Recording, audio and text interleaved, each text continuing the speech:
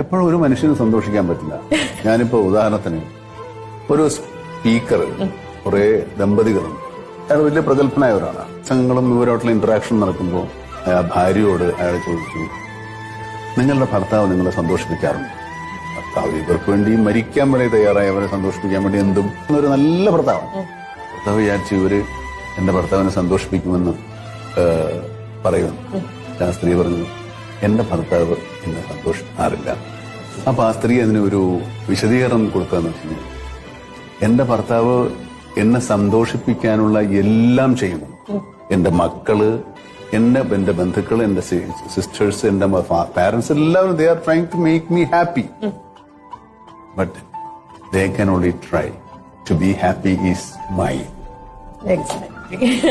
അല്ലേ? നമ്മളാണ് സന്തോഷിക്കേണ്ടത്, അതല്ലാതെ വേറൊരാൾക്കും സന്തോഷിപ്പിക്കണം. അപ്പൊ ബി ഹാപ്പി.